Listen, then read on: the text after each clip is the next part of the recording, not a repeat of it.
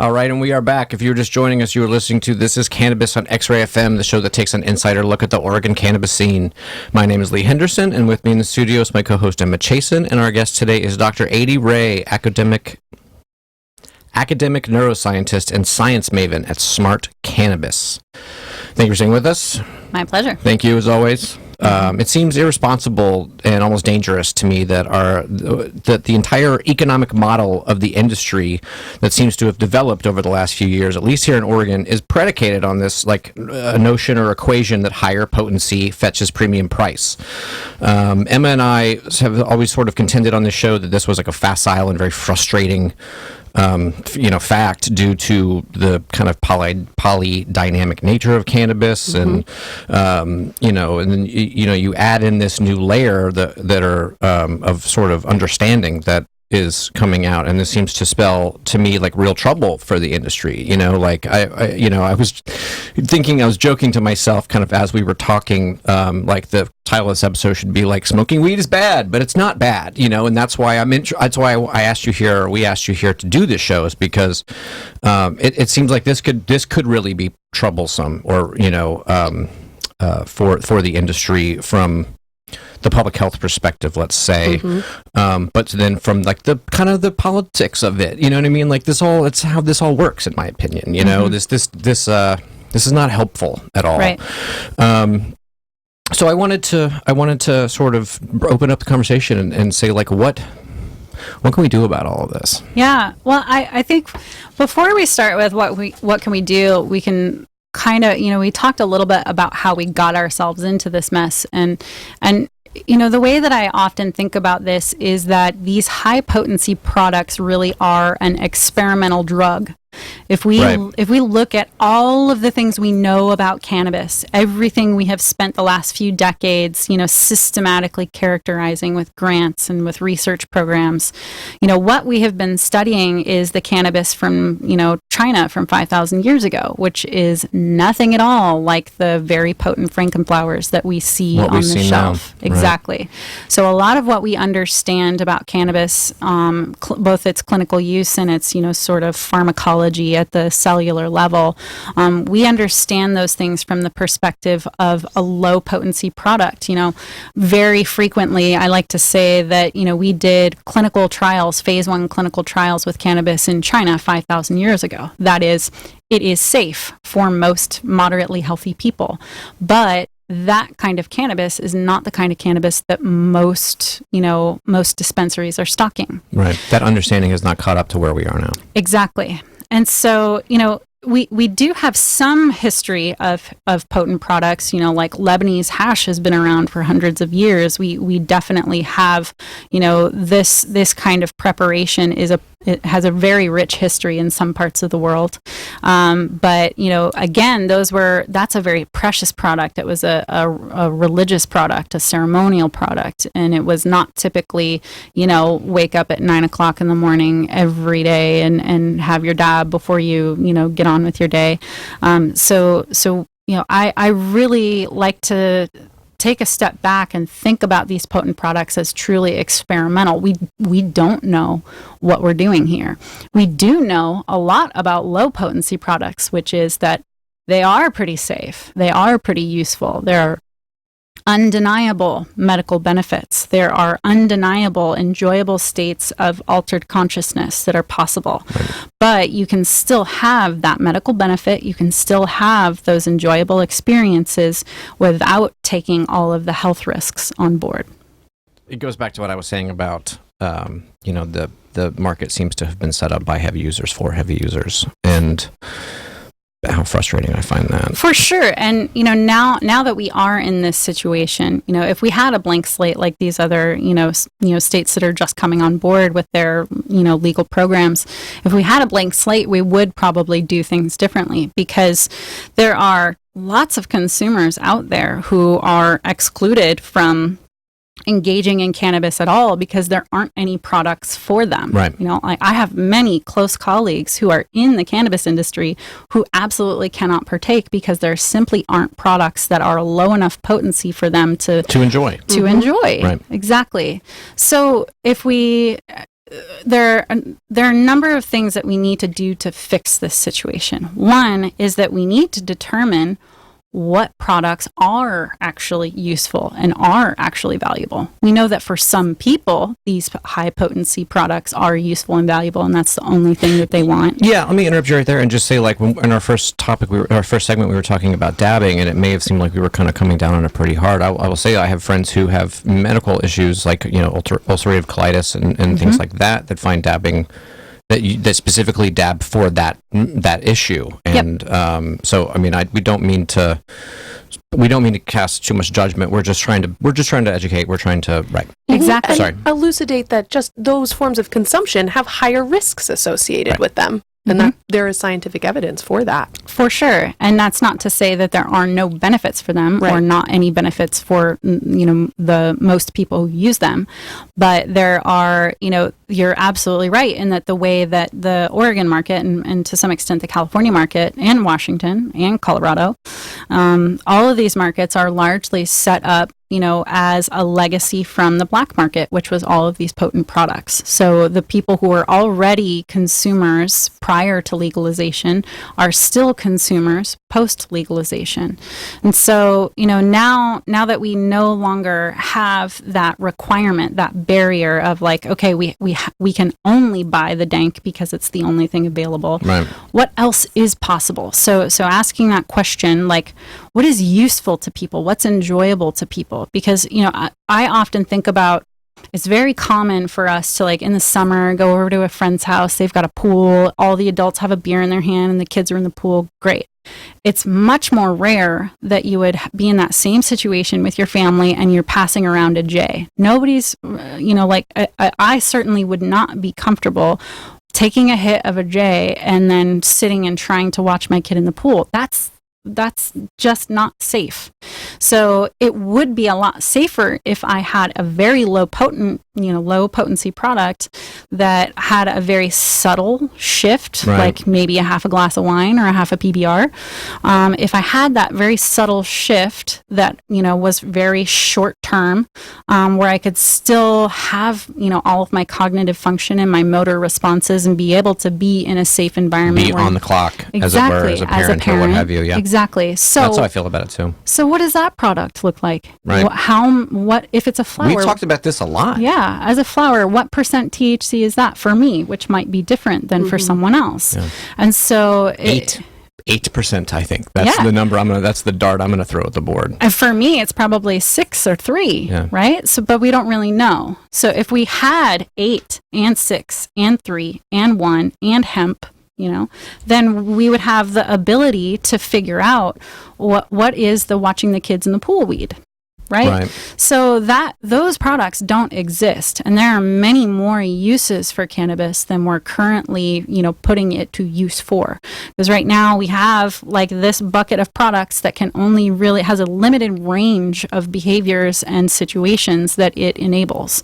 So what are all the other buckets that are totally empty because those flowers don't exist? So, and really, it doesn't exist because the economic imperative to growers is to grow the most potent cannabis that they can, and if they can get above that 30%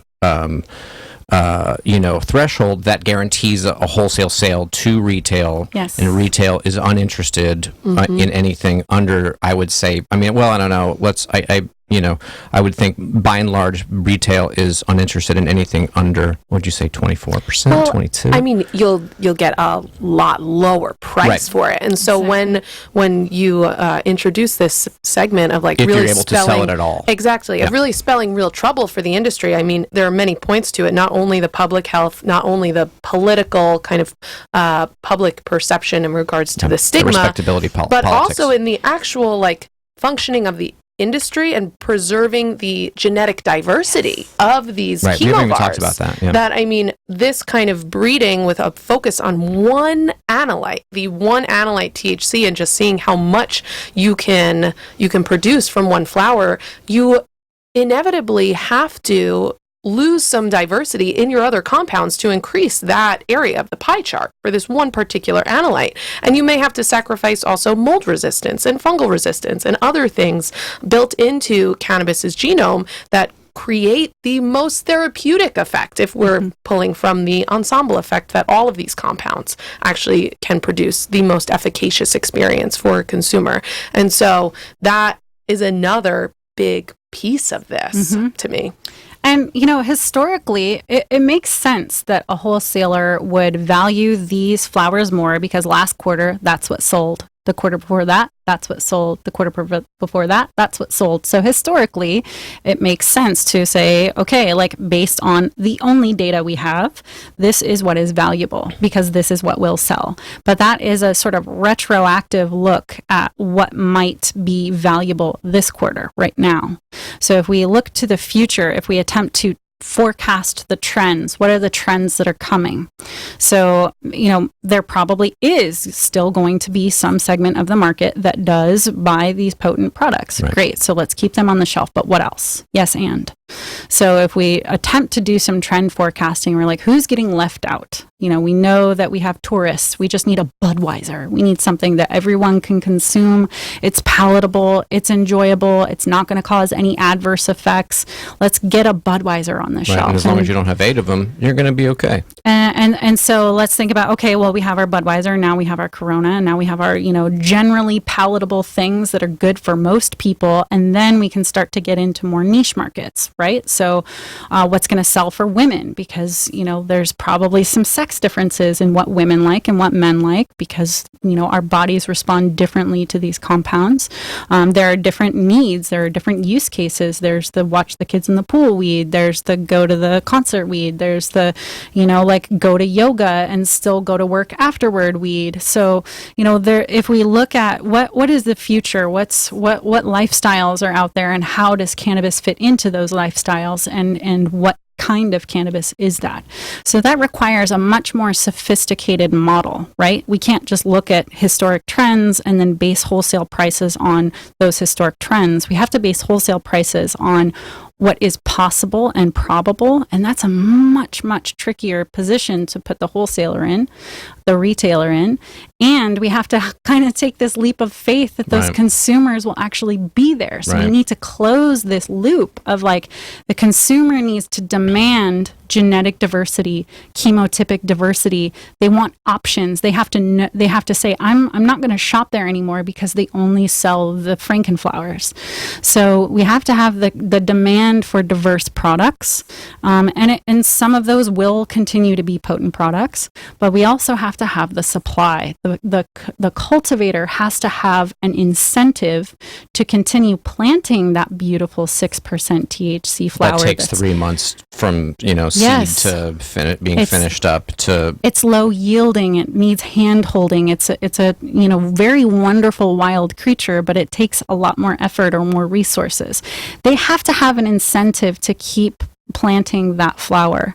And if the consumer demand is there, and if the wholesaler agrees, yeah, that has value, so I'm going to pass it on to the consumer, this is a complex situation that requires a really, forward thinking path on both the cultivator and the wholesaler, as well as the consumer education that allows them to know that this might be a valuable experience. Because right now, a lot of the consumers only know one thing, and that is dank. Yeah. I used to always joke that I wanted to get a billboard, and do you guys remember the rent is too damn high guy? I wanted to put his face on it and then just have it say Portland is too damn high, and then and then have that sort of, and then have like supporting literature or something, you know what I mean? But have that sort of be the thing that got people's attention. It didn't work. I never did that. All right, I am really curious about this though, because this is an incredibly important problem, right? This is Yeah, a really, for sure. there are a lot of people out there who could definitely benefit from, some kind of product instead of their 3 glasses of wine, after work. Because from a harm reduction perspective, alcohol is a super dangerous drug, and cannabis, especially low potency cannabis, is far less so. So like from a harm reduction public health perspective, how do we get the consumer to demand these kinds of products? And I have no idea. I don't know either. I don't know. Like the education piece is important. The experiential piece is important. They have to get their hands on that and go, wow, this is really far more enjoyable than I thought it was going to be. They have to take that risk at the dispensary counter, and they have to have a bud tender who's going to say, yeah, I've got your moonshine, but I've also got this, and it's special because. So this is a really, I'm always thinking about this conversation, like how do I get folks to take this leap of faith that lower potency products could actually be more enjoyable? Yeah. Well, I mean, it's a subject that we've returned to time and time again here, and I don't know. We don't have an answer. We just kind of keep. The only answer to me seems to be to keep having conversations like these, and then hopefully maybe that will sort of seep into the consciousness a little bit, little by little, right? Yeah. And Maybe holding space for both. So the way that I see it is that the consumer market is incredibly divided in like the highest THC possible, or I'm terrified of THC. I cannot even have 0.1% in there. And so it's holding space for both of those conversations, encouraging experimentation and shedding more of that prohibition hoarding mentality for the high potency people, and just getting them to try something different. And then for the other subset of consumers, it's really explaining to them the scientific-based rationale for, yes, why high potency can be uncomfortable and riskier, but also how therapeutic it can be if it's dosed and titrated appropriately. For sure. Yeah, because that's the thing is like for that camp, the latter camp especially, this fear of THC, these are the people who are like, I want a full spectrum hemp, but I'm not going to go anywhere near THC, when really like a tiny bit of THC is going to do you so much more good than just this, either the isolated CBD or even a full spectrum hemp product. There is absolutely irrefutable value in THC for, everywhere along the spectrum of pure medicine to pure recreation. And it is very much a spectrum, and people can fall anywhere on that on many times, different times during the same day even. So yeah, for those folks in particular, one critical component to talk about is, I always go back to tolerance, because tolerance, for the heavy user, that, taking a break and resensitizing, that's how to manage tolerance. But on the other hand, on the other side of the spectrum, improving your tolerance can actually be the thing that widens the therapeutic window, that allows you to experiment with higher and higher potency things, to get more both therapeutic and lifestyle value.